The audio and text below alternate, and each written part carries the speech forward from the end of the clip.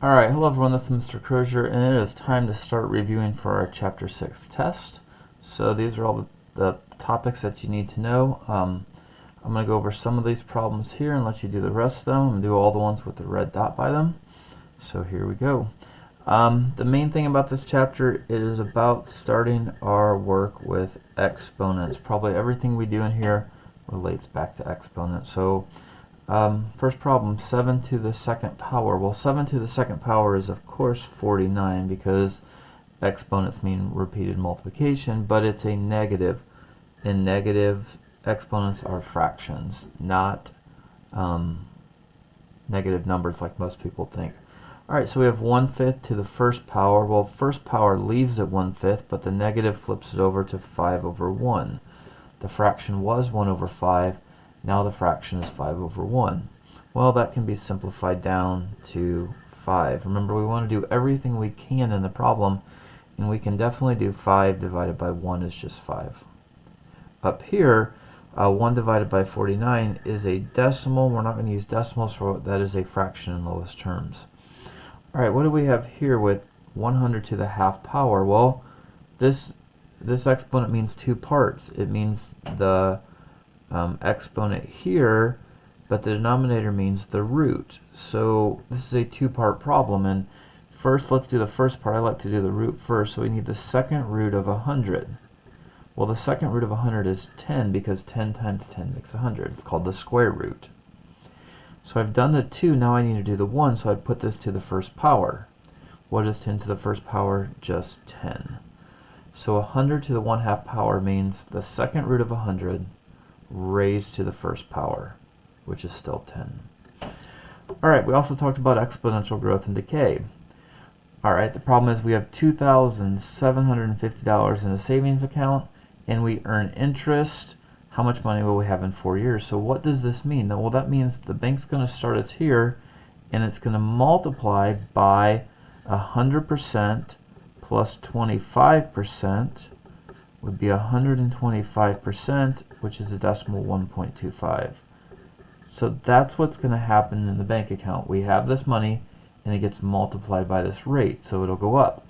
And then we multiply it by the rate again, then again, then again. This is 1, 2, 3, 4 times. Alright, on the calculator, we just kept typing that in. We just kept pressing the button. I can do that right here. Let's watch this. 2750 times 1.25. 1 time, 2 times. I'm pressing the calculator 3 times, 4 times. That's where our money grew to. However, we're not going to have a calculator, and we don't need to write down this 6,000 number. What does it say?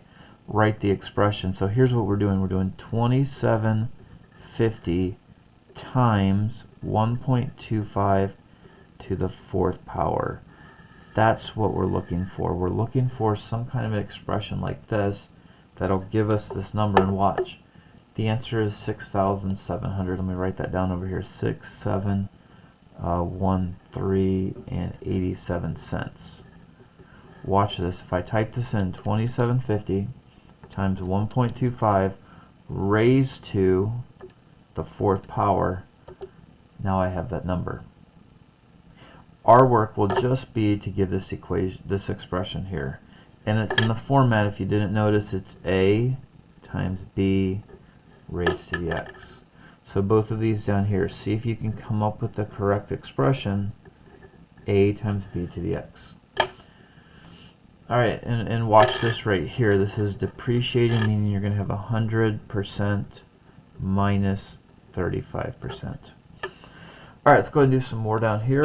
Simplifying expressions. Well, we have this crazy guy right here, and let's take care of it part by part. 4/14. Well, that's 2/7. x3, x -1. What do we say about these negative ones? They flip up to the top. We have x to the 4th. y1 over y7. I can draw you a picture of that. There's one y here, and 1, 2, 3, 4, 5, 6, 7. They divide out. I'm left with 6 on the bottom. This problem, order of operations. Do this first. 2x, I'm going to leave that alone. 4 to the third is 64. X to the third is just x to the third. Now I can multiply. It's 128, and I add the exponents. Just remember there's different rules for working with numbers and variables. Alright, square root of 81. Again, there's a little 2 right here that's implied. This is the second root of 81, which is 9, because 9 times 9 makes that. Two numbers that make 68. Well, there aren't. On your reference sheet, you'll have that, or if you want to check it with a calculator, the square root of 68 is about 8.2. About 8.24. 8.24, let's try that. 8.24 times 8.24 gets us really close back to 68. Alright, again, another fraction, root or exponent, root. It's usually easiest to do the root first. The third root of 8. 3 numbers that multiply to give 8. Well, that's 2. Now put the exponent up there. I'm going to put a little 2 up there now.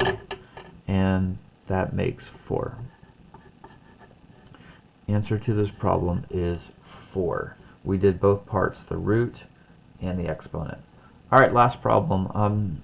The second root of 16 is 4.